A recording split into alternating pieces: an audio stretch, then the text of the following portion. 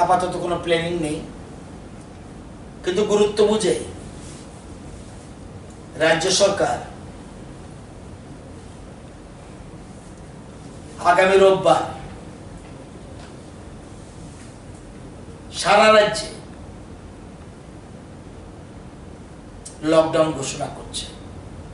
মুখ্যমন্ত্রী একটু পরেই অ্যানাউন্স করে দেবে, কারণ এটাকে লাইটলি নেওয়া, যদিও আমরা খুব ভালো পজিশনে আছি, ভীষণ ভালো পজিশনে আছি, কিন্তু আমরা কোনো রিস্ক নিতে রাজি নই। কন্টেইনমেন্ট জোনকে আরো বেশি, এবং মাস্কের জন্য ফাইন মানি বেড়ে গেছে। ছিল 100 টাকা, আজকের থেকে হয়ে যাবে 200 টাকা ফার্স্ট অফেন্স। সেকেন্ড অফেন্স 200 টাকা ছিল, আজকের থেকে হয়ে যাবে 400 টাকা। এই লকডাউনটা কি শুধু রবিবারের জন্য?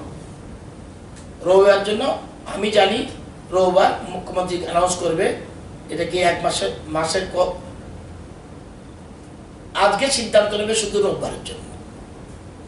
টোটাল লকডাউন, লকডাউন মানে টোটাল লকডাউন।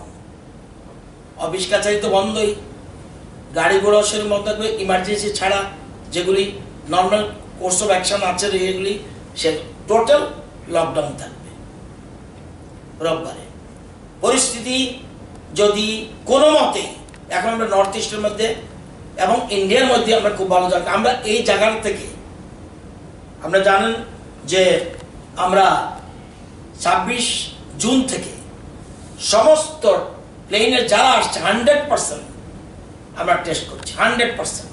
26 তারিখ থেকে, গত 26 থেকে যারাই প্লেনে আসছে আমরা কোনো রিস্ক আর নেব না, সবাইকে আমরা স্যাম্পল কালেকশন করে টেস্ট করাচ্ছি।